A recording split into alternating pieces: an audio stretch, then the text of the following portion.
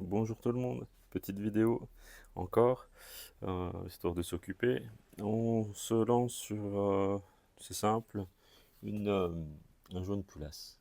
Donc je vais récupérer la lumière pour vous montrer une petite fuite d'huile, c'est la maladie des moteurs TU à ce niveau-là. Alors je sais pas si on arrive à faire le point, donc je vais mettre la lampe là. Et comme vous pouvez voir en fait ici à cet endroit-là, donc hein, au niveau du joint de culasse, dans l'angle, c'est la maladie là-dessus. Le véhicule, il a 18 ans. C'est une fragilité du véhicule. Il n'a pas beaucoup de kilomètres, il doit avoir 80 000 kilomètres. Donc il roule très peu. Et en fait, tout simplement, alors si ma mémoire est bonne, je ne sais plus si on est dans le bon sens ou quoi, il me semble que c'est cette partie-là en fait qui est au niveau du joint de culasse qui s'abîme. Alors soit c'est celle-ci, soit c'est celle-là, mais il me semble que c'est celle-ci, parce qu'on a la jointure au niveau d'étanchéité pour le canal d'huile, tout simplement. Donc on va se lancer là-dessus.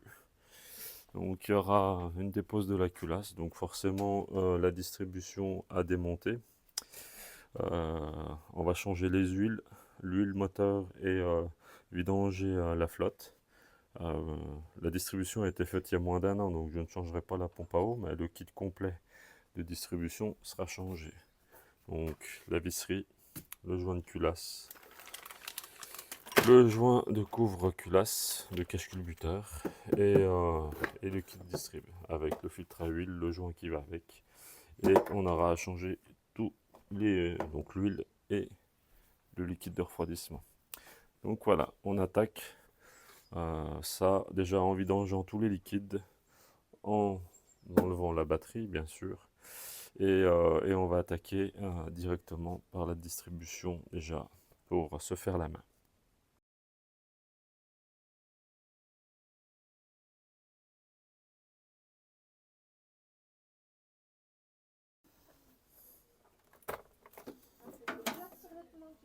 Bon bah voilà, pour la batterie, hop, tout simplement, vous avez une languette là, vous tirez fort dessus et vous tirez la batterie de l'autre main et elle sort.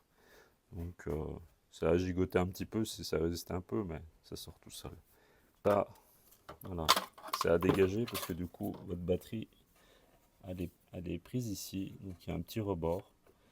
Donc quand vous allez tirer cette languette là, il faudra bien tirer cette batterie à l'opposé, et si vous avez du mal avec un tournevis plat, vous écartez les trois petites languettes de manière à vous faciliter l'enlèvement de la batterie.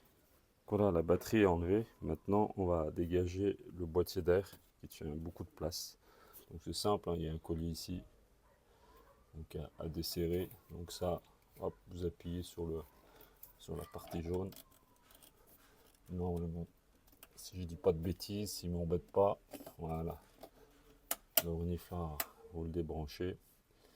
Et donc moi pour cette partie là il y a un riselant, mais normalement c'est un bouton un quart de tour que vous enfoncez et après ça sort. Donc cette partie là est juste à tirer dessus, voilà. Donc une fois que vous avez enlevé ici, desserré ici, enlevé ça, normalement ça sort. Donc je m'occupe de ça, je fais la place et je vous montre. Voilà, pour cette partie là, hop, hop, donc vous pouvez le voir, ça fait tout de suite plus de place. Voilà, le liquide de refroidissement. Donc là, la durite la plus basse, hein, vous chopez. Donc vous enlevez le collier. Donc après, ouais, j'ai une pince comme ça. Hein. Donc avec un embout comme ça, essayez d'avoir ça. Hein. Voilà. Pour pouvoir pincer ces colliers là. Important. Et une fois que vous avez fait, vous débouchez bien le bouchon du vase d'expansion au-dessus pour que l'air circule et vous videz complètement le circuit. Voilà pour cette partie là. Et comme vous pouvez le voir, en plus, il y a de l'huile, des traces d'huile dans le vase d'expansion. Donc on a bien un problème de joint de culasse. Donc voilà, vidanger en eau. J'ai pu défaire cette première durite ici. La deuxième, donc qui est ici, qui va au thermostat. Donc attention, au thermostat, il y a toujours un peu d'eau. Donc mettez bien la gamelle en dessous. de manière à pas en avoir partout. Donc, je continue le petit bonhomme de chemin au fur et à mesure que j'avance. Voilà. Donc, le but du jeu, c'est d'enlever la patte de fixation qui tient le moteur. Donc, ces 3 vis là, plus ces 2 là. Donc, après, le moteur sera plus accroché au véhicule. Donc, le but du jeu, il faut récupérer le cri pour se mettre sous le moteur pour qu'il soit posé dessus. Donc, vu qu'il faut que je récupère le cri, j'ai mis la voiture, hop, sur chandelle. J'ai retiré la roue pour avoir accès au passage de roue. Donc le but du jeu, c'est quoi? C'est de retirer donc les petits clips là. Celui-ci, alors c'est tout simple, hein, vous voyez, il y a un téton au milieu. Désolé pour le bruit. Donc vous enfoncez, voilà, la partie du milieu, et après, voilà, vous faites le vire. Alors je fais ça avec une main, mais voilà, vous pouvez le retirer. Après, voilà, de cette manière-là. Donc ceux-là, ils sont assez simples. Vous avez le même style avec celui-ci. Donc vous faites levier avec le milieu. Voilà. Donc la partie du milieu se retire. Alors le mieux, vous avez une pince multiprise. Ça va tout seul une fois que vous l'avez décollé. Je vais vous montrer ça. Pince multiprise. Donc forcément, je ne l'ai pas là. Donc je vais faire ça avec la pince coupante. Vous mettez en mode levier juste derrière. Hop. Voilà.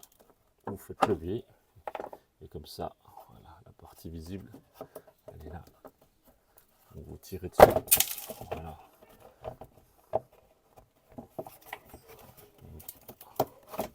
Voilà, tout simplement pour cette partie-là.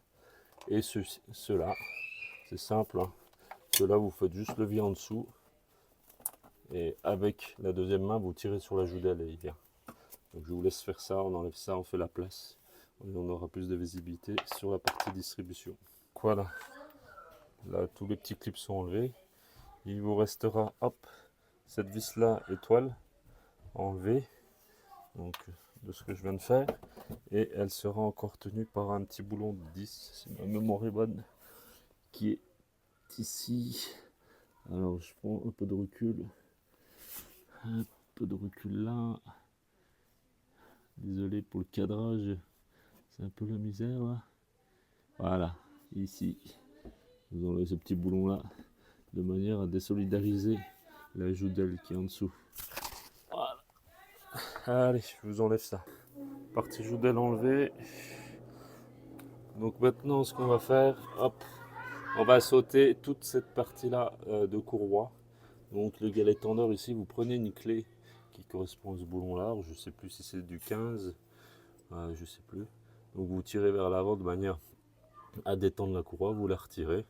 Et on va pouvoir enlever ces 3 vis ici pour enlever la poulie. Et on aura accès directement au carter distribution. Voilà.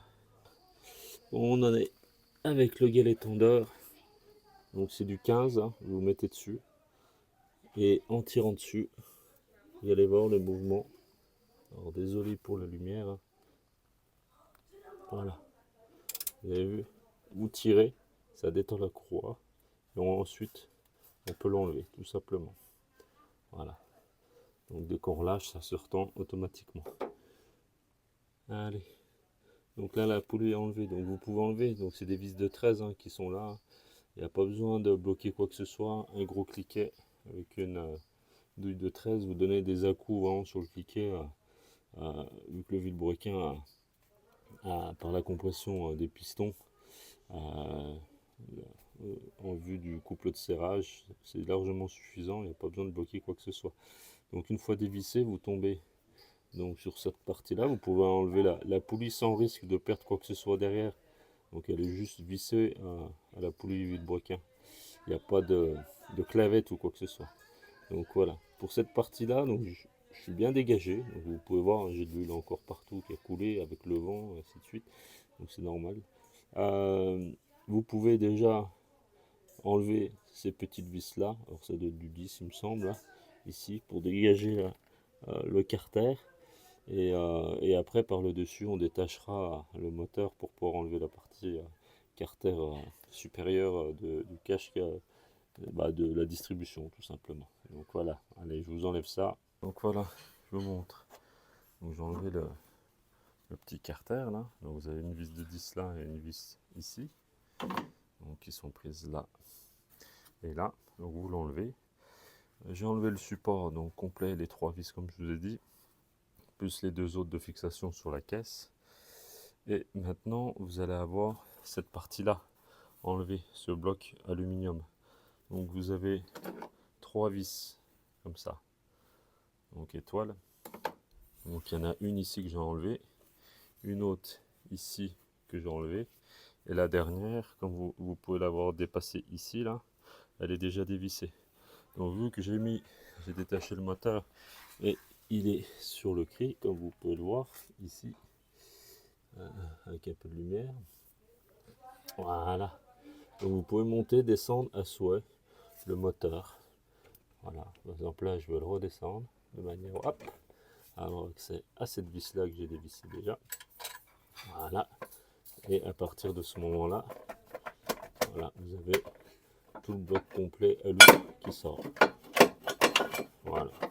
Donc on va le sortir par le dessus, je pense, c'est peut-être plus simple. Donc une fois qu'on a fait ça, donc je vous le dégage, avec une main c'est pas évident, je l'enlève et on aura accès directement au dernier cache distributeur. Bon ben voilà, on a dégagé toute la partie distribution, j'ai enlevé le cache. Donc à partir du moment où vous avez enlevé le cache en alu, le cache en plastique en dessous n'était plus tenu, parce qu'on avait déjà enlevé les vis de fixation de 10. Donc on a accès directement à tout ça. Donc comme vous pouvez le voir, pour enlever la distribution, donc il y a des repères. C'est que ici on a un trou dans la poulie d'arbre à cam au-dessus.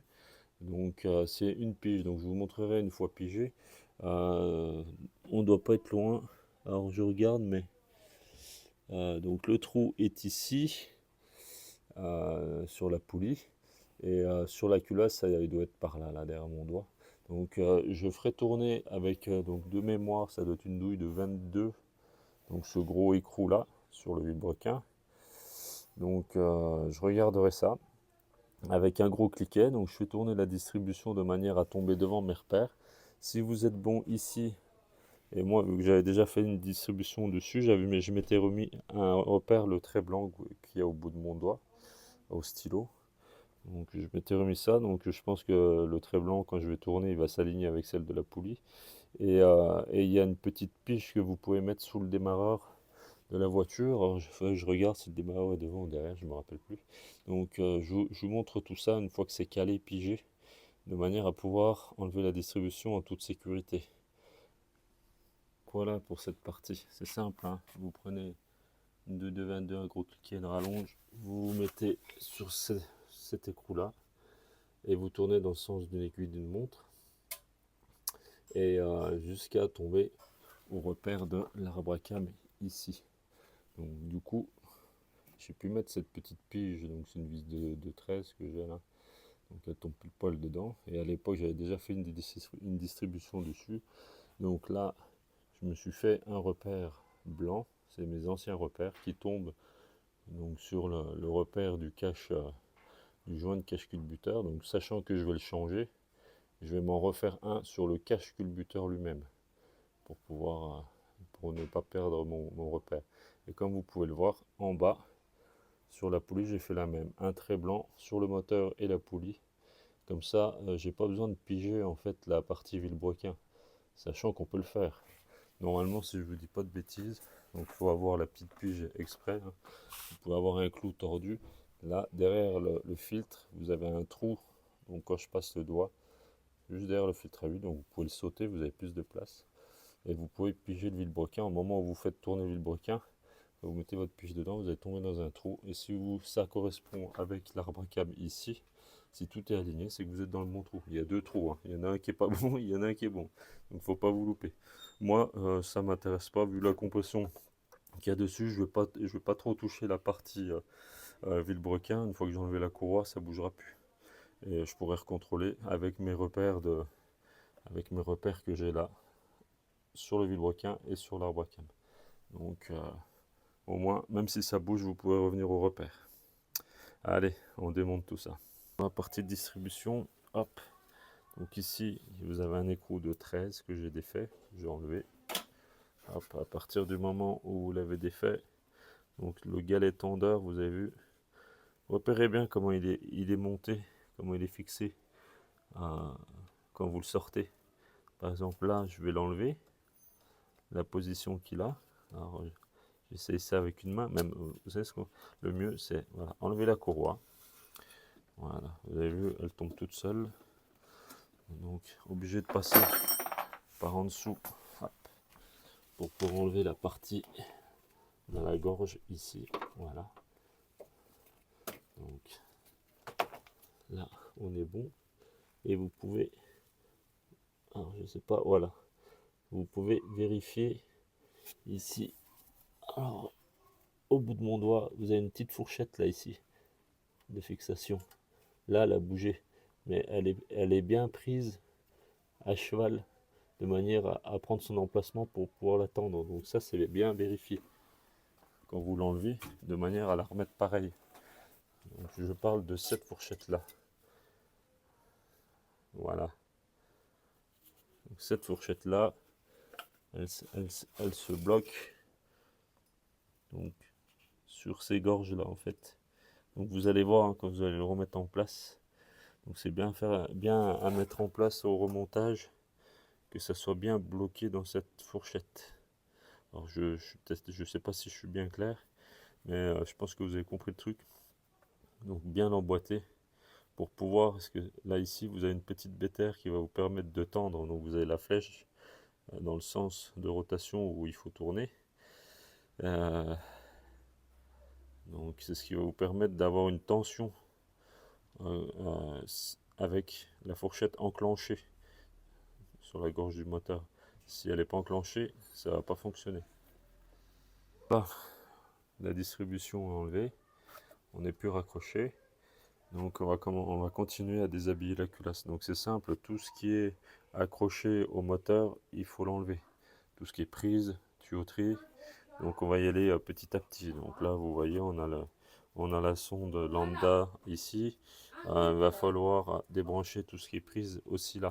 Donc toutes les prises à raccorder qui restent au moteur on détache pour pouvoir déshabiller la culasse et la sortir. Donc premier tuyau, hop, là vous avez recyclage des gaz au canister. Donc là ici cette petite électrovanne, donc on verra s'il faut la débrancher, mais pour l'instant j'ai l'impression que oui. Donc là tout le faisceau il est ici si on le suit, donc il a débranché. Et puis il y a cette partie là aussi reniflard à débrancher. Donc c'est simple hein, là-dessus. Donc un bouton blanc au dessus et en dessous, ou jaune. Ouais, jaune. Donc vous appuyez sur les deux oreillettes et ça sort. Donc pour la partie, vous voyez que le tuyau est pris là-bas. Donc là, on est désolidarisé. Et pour cette partie-là de reniflard, donc la dernière pièce, c'est celle-ci. Donc là, c'est pareil, vous appuyez sur la partie jaune et vous tirez. Voilà. Donc là, comme vous pouvez le voir, si vous débranchez la prise ici, ce tuyau-là, hop, il est plus accroché à la culasse. Bon, ben voilà. Alors faites attention ici. Un petit antiparasite qui est fixé sur la tige de la bobine.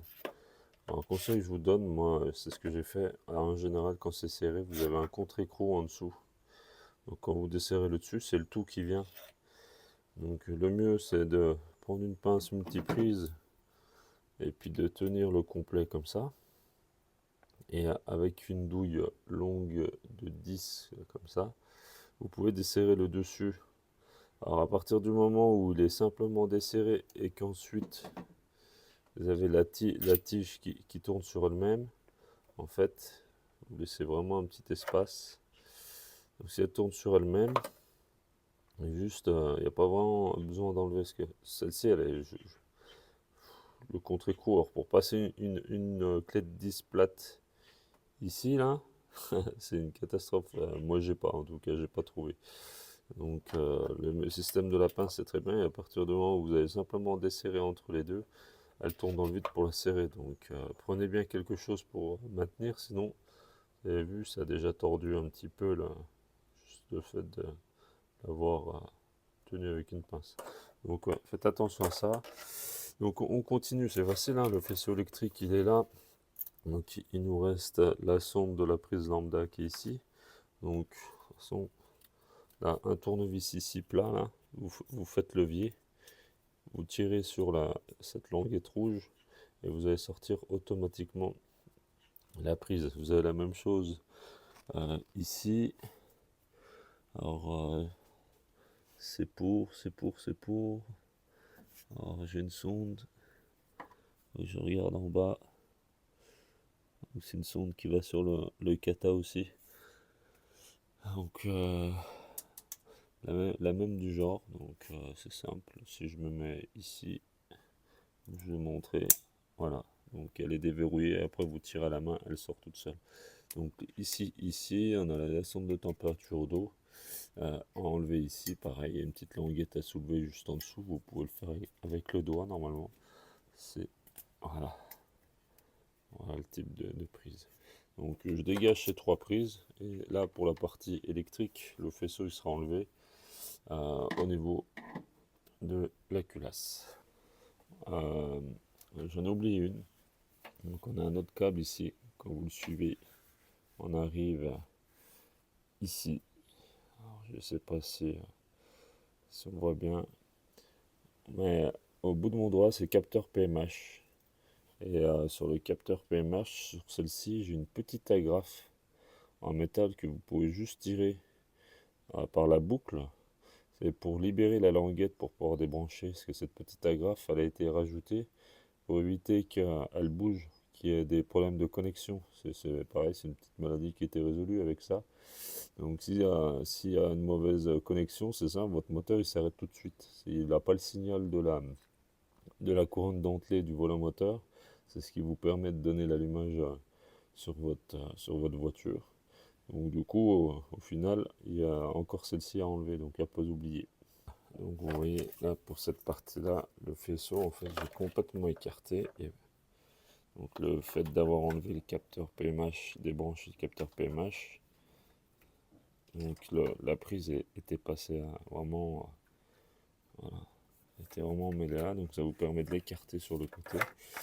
Et mais ensuite pour libérer la culasse, il reste encore ce tuyau là. Donc ce tuyau d'eau en plastique là qui arrive derrière, la pompe à eau. Donc il faut la désolidariser. Ici il y a un boulon de 10 qu'il faut enlever. Donc ça permettra de la libérer. Donc voilà, la suite. Maintenant, donc on a enlevé ce tuyau. Donc vous avez, hop, il est plus solidaire. La partie kata. Donc il faut qu'on détache le pot d'échappement du collecteur d'admission, du collecteur d'échappement. Alors, on passe sous la voiture et vous allez voir. Donc j'ai pris les devants. C'est que pour cette partie-là, voilà. Donc j'essaie de vous faire un boulon de 13 ici et en tout il y en a 4. Donc il y en a un autre là, un autre derrière la tôle. Là. J'essaie de vous mettre la lumière. Si, pas si on arrive à voir, mais bon, c'est pas passé. Voilà, comme ça. Donc il y en a un autre ici et un autre derrière. Donc je les ai badigeonnés DW40, donc mettez du dégrippant, vous laissez agir un petit peu, car ça chauffe, et quand ça chauffe, ben, c'est difficile à enlever. Donc là c'est simple, hein, grande rallonge, grande douille de 13, et on défait ça. Donc je vous remontre ça une fois fait. Voilà, donc les 4 vis sont enlevées, 4 vis de 13 qui sont, voilà, qui sont ici. Donc ils n'étaient pas sur le dégrippant, parce que ça colle. Donc voilà, pour cette partie-là, c'est fait. Alors là, au niveau de l'échappement, vous avez une vis de fixation qui est ici. Alors, voilà. Là, je rentre le doigt dedans et une BTR ici. Là. Donc c'est possible que, au besoin, on l'enlèvera pour laisser un peu de jeu pour que l'échappement descende un peu. Parce que pour retirer la culasse par le dessus, vu que c'est des grandes tiges, ça peut peut-être nous embêter tout à l'heure. Alors pas pour enlever, mais pour remettre la culasse correctement. Donc voilà, on s'occupe de ça. Ensuite, ce que je vais faire, c'est que je vais essayer, alors mettez du dégrippant aussi là, parce que c'est souvent qu'elles pètent, elles sont déjà marrons. Les 4 vis de la tôle de protection de la chaleur, tout simplement pour avoir de l'accès aussi, parce que cette tôle là elle descend jusqu'en bas là, et au moment de remettre la culasse ça peut m'embêter parce que ça peut taper dans tous les sens, donc ce sera du confort d'enlever cette tôle ici. Donc voilà, là on a tout de suite plus de place quand on voit voilà, cette grosse partie là, tout de suite on sait qu'elle va nous embêter. Donc pour la retirer, n'hésitez pas à remonter le moteur avec le cri, de manière à avoir plus de place, sinon vous tapez dans le radiateur. Ensuite, donc pareil, pour avoir plus de confort et puis faire un bon nettoyage, la bobine, je vais la retirer. Donc on a déjà enlevé la vis qui est ici, donc je vais enlever celle-ci. Donc c'est pareil, il y a un contre-écrou dessus, hein, pour cette petite patte là qui sert de fixation pour ça. Donc on défait ça, on retire la bobine.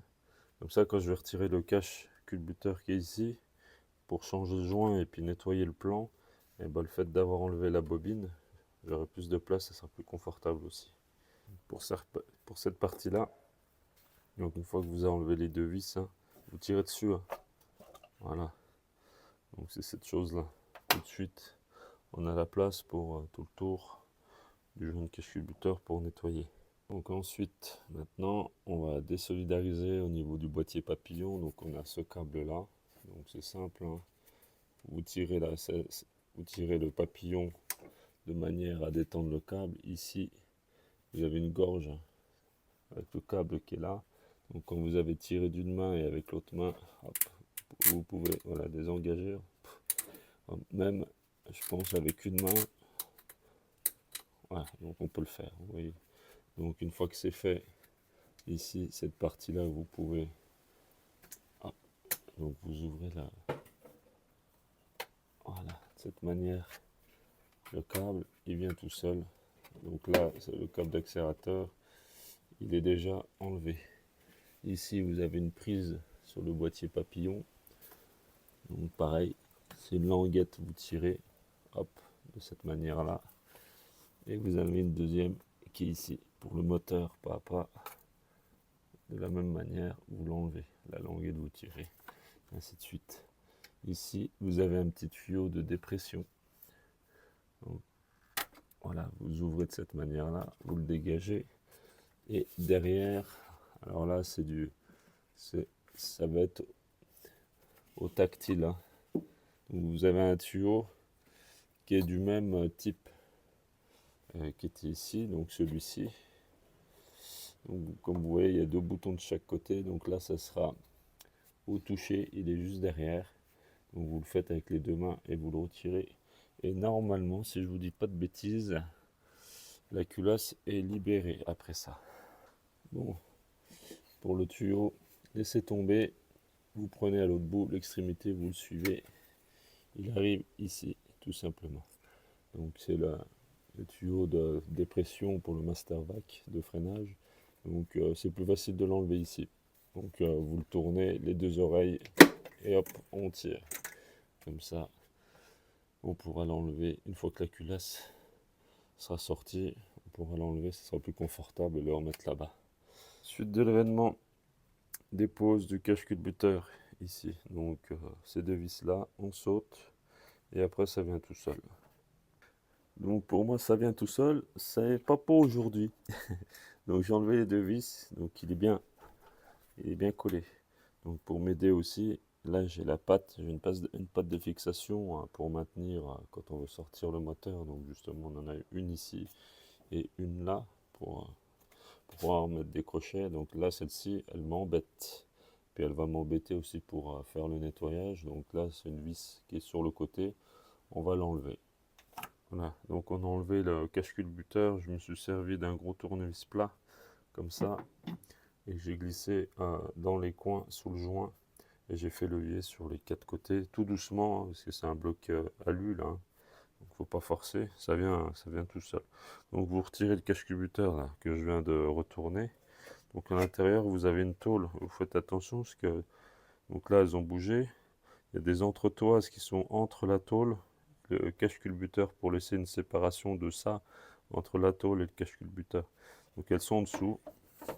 Bon, je ne sais pas si d'une main je vais pouvoir vous les montrer. Voilà, c'est ces deux entretoises là qui vont ici sur les deux trous pour laisser un espacement entre cette tôle là et le cache-culbuteur. Donc comme vous pouvez voir, hein, c'est pas très propre dès qu'il y a un petit peu d'huile ou un petit peu d'eau qui est mélangée, hein. On le voit, hein, ça fait de la pâte, hein, tout de suite. Donc avec le long terme, vous récoltez une mayonnaise. Donc c'est les traces d'huile qu'on a aussi dans le vase d'expansion. Donc voilà, on a accès maintenant à notre culasse et on va avoir la visserie ici. Donc là, là et là. Donc on va les enlever et je vous conseille fortement de les changer, car ces vis-là sont serrées au couple précis et donc elles ont tendance à s'allonger. Donc une fois qu'on les démonte, il faut les changer. Voilà. Voilà, un joint propre. Hop. Donc j'ai fait un petit décapage, hein, parce qu'il y avait beaucoup d'huile, beaucoup de saleté, beaucoup de mayonnaise. Donc la partie de la tôle aussi, pareil, hein. Donc là, pour l'instant, j'y mets là les deux entretoises. Hop, ici, on met ça de côté. Et quand on sera à cette étape-là, ça sentira bon. Voilà. Donc pour ma partie, toutes les vis ont été dévissées. Je retire les vis et un petit oubli de ma part ici, l'arrivée d'essence, donc à déconnecter. Donc ça, je le ferai avec les deux mains. Et pour ma part, on a un petit signe de tuyau craquelé là ici. Donc ça sera faire attention, hein. Ça c'est la technologie, l'évolution, hein, comme on dit, hein, passer des tuyaux en plastique de merde comme ça. Donc je débrancherai ça délicatement et on saute la culasse. Voilà. Alors voilà. Donc j'ai posé la culasse. Donc vous pouvez voir la partie culbuteur. Elle est juste à l'enlever, elle est juste posée dessus. Donc ça craint rien. Tout ce qui est soupape, c'est maintenu. Donc voilà. J'ai nettoyé tout le plan de joint pour la partie cache-culbuteur, donc avec du papier, hein, c'est du 150 au niveau du grain. Donc ça se nettoie bien. Et pour la partie joint de culasse, c'est simple, hein. On peut voir déjà les combustions, elles sont pas belles. Donc le joint il est un peu fatigué. Donc on fuyait bien à partir de cet endroit là. Donc lui elle s'en allait ici. Donc on va l'enlever, on va vider l'eau, on va tout nettoyer, enlever l'eau des cylindres là.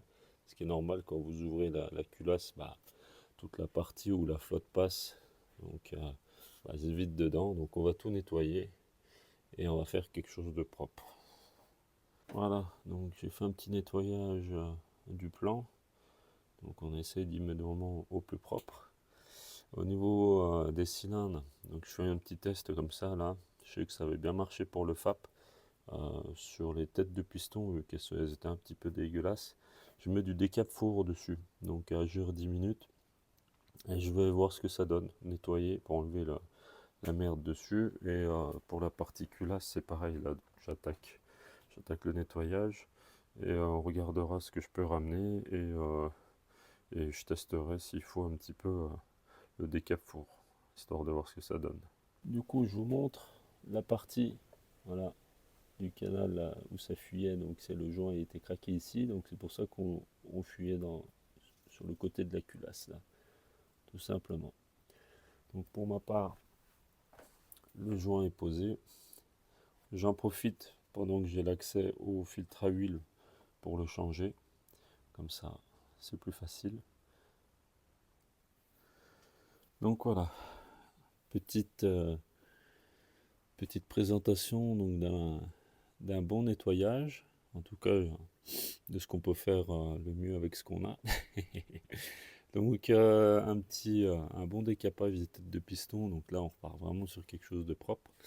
Donc le papier que j'ai pris, c'est du 150 et 120 vraiment au maximum, mais faut pas aller trop loin. Donc bien un bon nettoyage. Une fois que vous avez fait ça, alors très important, vraiment très très important sur ce type de moteur là. Donc séchez bien tous les trous ici, comme vous pouvez le voir, de visserie. C'est vraiment très important. Si vous n'enlevez pas l'eau ici, c'est des trous fermés. Donc s'il y a de l'eau ou de l'huile à l'intérieur, donc c'est incompressible, on est d'accord.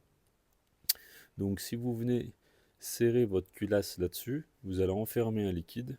Donc soit vous allez, à cause de à cause de ce liquide, vous allez pas pouvoir atteindre le couple de serrage souhaité, ou si vous y arrivez, c'est possible que vous fendez le bloc. Donc c'est vraiment très important. Donc s'il fend pas tout de suite, en tout cas, au moment où vous allez serrer, si ça résiste, ou quand vous allez faire la chauffe, donc forcément, avec la chauffe, les liquides vont se dilater.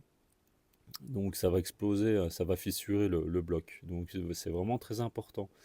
Vous séchez bien ces trous-là.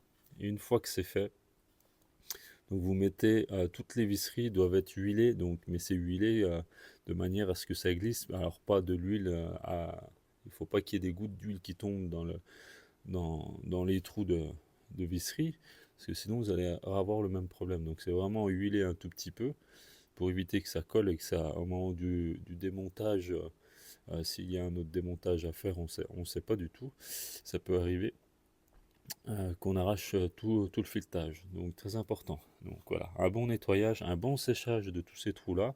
Ce que j'ai fait avec une seringue et un bout de tuyau, j'ai vidé vraiment la partie entre les chemises et le bloc moteur pour vérifier le long en fait de la visserie si c'est pas fissuré. Donc on ne sait jamais. Donc j'ai vérifié ça et en même temps ça permet de faire un nettoyage complet, d'évacuer l'eau qui est sale, pleine d'huile, parce qu'il y a un mélange d'huile aussi, et d'enlever vraiment toutes les particules qu'on a fait tomber quand on a poncé. Donc c'est vraiment très important ce nettoyage. C'est ce qui va faire c'est ce qui va faire une bonne réparation, un bon changement de joint. Et pour cette partie-là, donc vous pouvez le voir par rapport à la différence, vous faites la comparaison d'avant et d'après. Donc j'ai enlevé le maximum de calamine que je pouvais sans abîmer la partie de la culasse. Donc un bon ponçage. Et si vous avez une règle, hein, moi j'ai pris ça. C'est quelque chose d'assez possible. Vous pouvez prendre une règle de maçon. Vous la posez en travers, un coup dans un sens, un coup dans l'autre, et un coup sur toute la longueur. Vous la posez de manière de voir si elle est bien plane, qu'il n'y ait pas d'espace entre votre règle et la culasse. Donc si vous avez un jeu de cale, alors il me semble c'est 0,3, il ne faut pas que vous passiez la cale de 0,3, si je me souviens bien. Donc moi j'ai vérifié de manière à ce parce que pour moi le véhicule n'a pas chauffé, j'avais juste une fuite d'huile. Donc c'est pour savoir si la culasse a été voilée. Donc c'est simple, hein, de cette manière-là. Vous mettez un coup comme ça, vous essayez de passer euh, une cale en dessous entre votre règle. Donc un coup en diagonale et puis un coup dans l'autre sens. Donc vous essayez de passer votre jeu de cale donc tout le long de votre règle où il y a la surface plane, et si vous passez pas, c'est qu'elle n'a pas bougé. Et une petite aussi chose à faire, vérifier l'étanchéité des soupapes. C'est qu'une fois que vous avez mis votre culasse à plat, vous remplissez d'eau ici à ras-bord, donc toute votre chambre, et vous regardez que l'eau ne fuit pas à travers la tête des soupapes. Donc vous allez y voir tout de suite, hein, de toute manière, si elles ne sont pas étanches. Donc ça, c'est la priorité à faire euh, avant de remonter. Donc voilà. Donc nettoyage fait. Maintenant, il n'y a plus qu'à mettre le joint et à remettre ça tranquillement. Je vous montrerai le couple de serrage. Donc de mémoire, c'est 20 Nm. Et donc c'est le premier pré-serrage. Il y a un ordre, bien sûr, de vissage qui est en escargot. Or de mémoire, ça devait être celui-ci, donc le premier, le deuxième, le troisième, le quatrième, le cinquième, le sixième, le 7, 8, 9 et 10. Normalement, c'est cet ordre-là. Euh, pour dévisser la culasse, c'est vrai que je ne l'ai pas spécifié, mais donc vous reprenez à 10 et vous faites ça à l'inverse jusqu'à revenir au numéro 1. Voilà. Allez, je vous montre ça. Donc voilà, l'ordre d'allumage. 1, 2, 3, 4, 5, 6, 7, 8, 9, 10. Alors pas d'allumage, de serrage, excusez-moi. Petite, petite modif. Donc ça, toujours ce serrage dans cet ordre-là des vis. Dans un premier temps, hop là. Donc dans un premier temps, on est sur une culasse aluminium. Donc c'est pour toute, alors une culasse, pour le bloc moteur. Donc moi je suis aluminium. Il y a les blocs fonte qui sont différents. Pour notre part, pour tous les moteurs, pré-serrage 20 Nm. Donc c'est simple, hein, de toute manière, vous avez une clé dynamométrique. Vous serrez dans cet ordre-là à 20 Nm. Et après, pour ce type de moteur-là, on dit 240 degrés angulaires. Donc on pose un appareil comme ça sur cette visserie-là. On le met sur 0 et on serre encore 240 degrés pour chaque vis, toujours dans l'ordre de serrage du moteur. Donc pour cette partie-là, moi ce que je vous conseille, vous faites le pré-serrage à 20 newtons, vous faites, comme vous pouvez voir, il y a un trait dessus. Donc mon trait, à la base, je le mets ici, à la verticale. Comme ça, une fois que j'ai serré, hop, voilà, j'ai fait mes 240 degrés. J'arrive ici, donc après avec l'élasticité, vous voyez, hein, ça tombe plus ou moins bien, après c'est plus ou moins précis. Euh, en moyenne, on a à peu près pareil au niveau du couple de serrage. Et ça vous permet de voir lesquels vous avez serré et pour pas vous tromper. Parce que des fois, on peut serrer une vis et puis revenir dessus, faire autre chose, et ainsi de suite, et puis on ne sait plus où est-ce qu'on en est. Donc ça, c'est pas mal, petite technique. Donc voilà, je termine le serrage pour ça, et on fera pour le reste. Puis c'est bien parce que pour donc les vis de culasse, donc c'est ça. J'ai le cache-culbuteur à 7 Nm. Les paliers d'arbre à cam aussi, s'ils ont été démontés, donc on a 15 Nm. Donc voilà, c'est sympa. Chez AD et Julien, où j'ai pris les pièces, ils m'ont fourni ça, donc c'est très bien. Donc pour cette partie-là, maintenant, une fois que le serrage est fait, comme vous pouvez le voir, moi j'ai pratiquement plus d'huile au niveau de cette partie-là. Donc ce que je vous encourage, c'est verser de l'huile sur les poussoirs partout. Là, remplissez cette partie-là de manière à ce qu'il y ait un petit peu d'huile, que ça soit graissé dès les premiers tours de moteur. D'accord? Donc vous pouvez remplir de toute manière jusqu'à ce que, vous avez vu, il y a des trous sur les côtés d'écoulement d'huile. Vous remplissez jusqu'à ce que ça arrive au niveau, à ce niveau-là.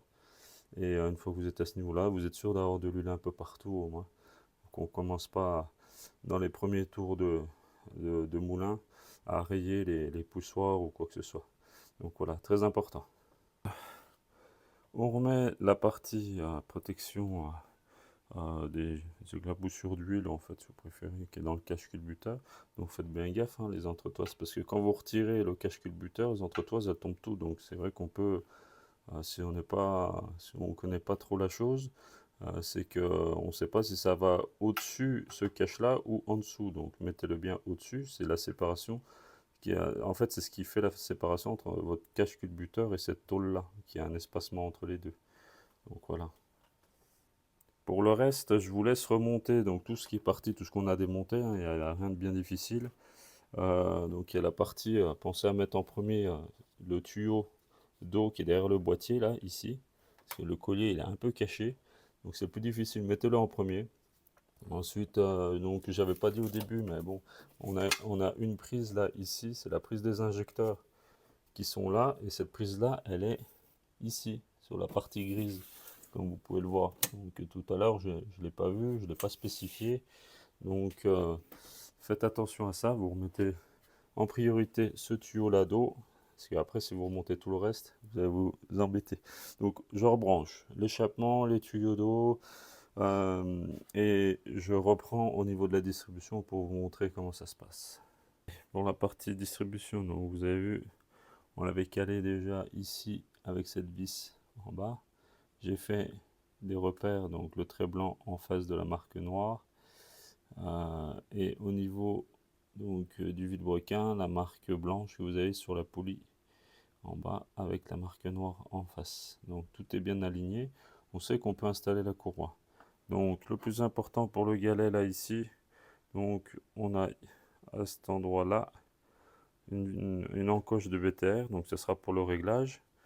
On a le plus important derrière cette fourchette là qu'il faut aligner sur le bloc.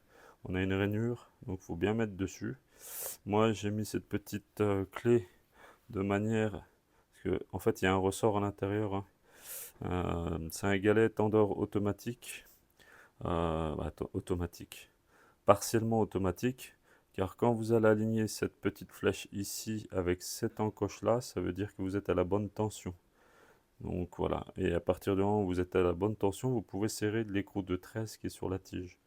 Donc très important, je vous conseille d'enlever cette petite cale là que j'ai mis en métal. Quand vous l'achetez, c'est une petite piche qui est posée dessus. Vous mettez votre galet tendeur en place et vous l'enlevez. Essayez de l'enlever quand la courroie est mise. Donc c'est simple, hein. L'encoche, vous avez vu au bout de mon pouce là. Donc c'est ici que la fourchette vient se mettre. Donc vérifiez bien que la fourchette est bien mise en place. Donc c'est au doigté, hein, voilà. Donc quand vous êtes en place, vous pouvez bouger de gauche à droite. Voilà, ça bouge pas. La fourchette est dessus. Une fois que vous êtes mis en place, vous mettez votre écrou et vous installez la courroie dessus. Et après vous sautez la pige au dernier moment avant de serrer. Donc voilà, pour cette partie-là. La courroie, ce que je vous conseille, c'est de la mettre déjà en premier au vilebrequin. Vous la faites passer sur la pompe à eau. Et bien sûr, avec votre main, vous maintenez ici de manière à ce qu'elle ne tombe pas. Et une fois qu'elle est passée sur la pompe à eau, vous revenez vous emmenez votre courroie sur la poulie d'arbre à cam et vous la mettez à cheval. De cette manière-là, en fait. Donc vous la faites grimper à cheval dessus, ce qui va vous laisser du lest pour ensuite en dernier enfiler sur le galet tendeur et après vous repoussez. Comme vous pouvez le voir, j'ai mis mon écrou ici, donc le galet ne peut plus sortir. Donc je vais me permettre du coup d'enlever, voilà, vous avez entendu.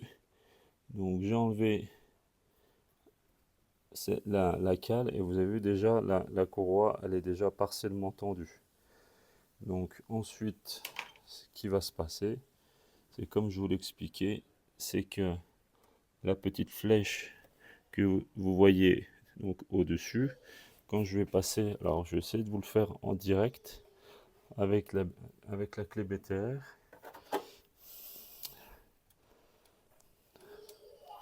Donc vous avez vu, vous avez une flèche, hein, sur le galet tendeur qui vous indique comment tourner votre galet.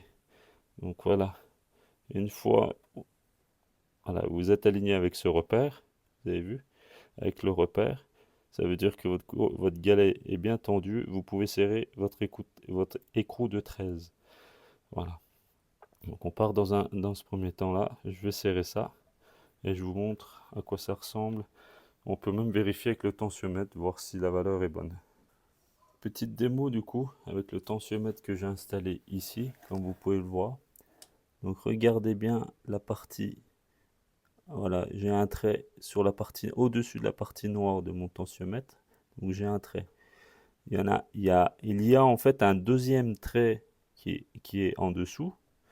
Et donc on doit se retrouver entre ces deux traits. Donc le tensiomètre, c'est facile, hein. Je prends l'épaisseur de la courroie, je mets une pastille de la valeur de l'épaisseur de la courroie, et c'est ce qui fait que c'est super fiable, hein. Je peux tendre toutes les courroies sans avoir de galet tendeur automatique comme ça, mais ça me permet de vérifier. Donc, donc je l'enlève pour vous montrer. Voilà.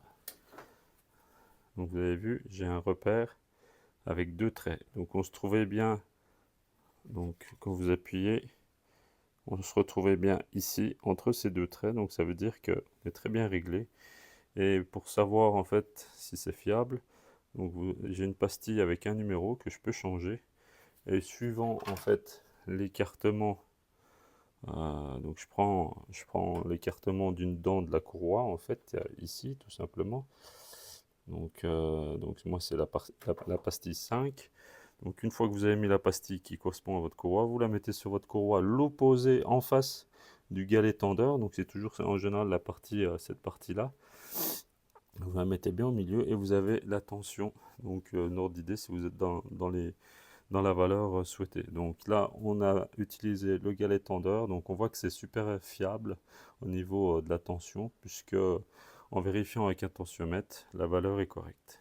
Une fois que vous avez fait ça, avec la grosse poulie d'en bas, vilebrequin, vous prenez un gros cliquet et vous faites 2 tours de vilebrequin. Ça correspond à un cycle complet d'un 4 temps. Donc une fois que vous avez fait 2 tours, vous vous mettez au repère. Si la tension est toujours bonne, vous pouvez tout remonter. C'est bon. Et en même temps, quand vous faites les 2 tours, la courroie va se remettre en place. Elle va trouver sa place toute seule. Donc vous avez vu, hein, il y a un sens pour la courroie, hein, vous ne vous trompez pas, hein. Il y a des flèches, hein, sens de rotation du moteur, hein, sens d'une aiguille d'une montre pour celui-ci. Donc voilà.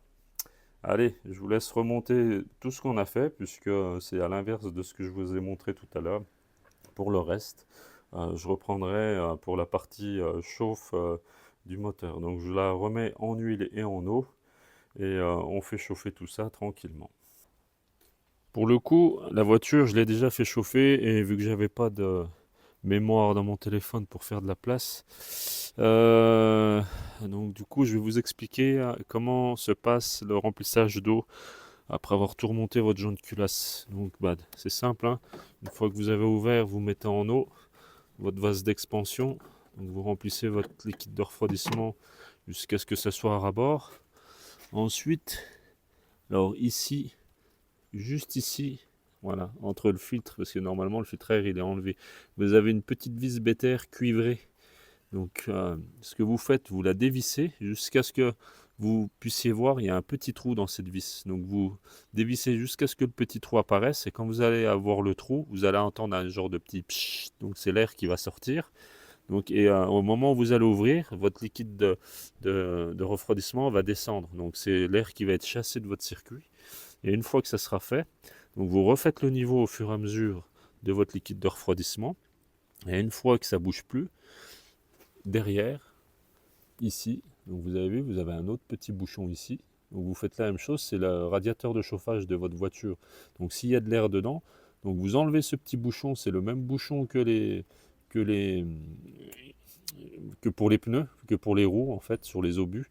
Donc vous dévissez ça, vous faites couler le liquide de refroidissement jusqu'à ce que ça soit en continu. Dès que c'est en continu, qu'il n'y a plus d'air qui crache, donc vous rebouchez, vous refermez, et vous allez voir votre niveau aura redescendu, vous refaites le niveau, et une fois que c'est fait, donc vous démarrez la voiture, et vous faites chauffer la voiture jusqu'à ce que le motoventilateur ici se déclenche.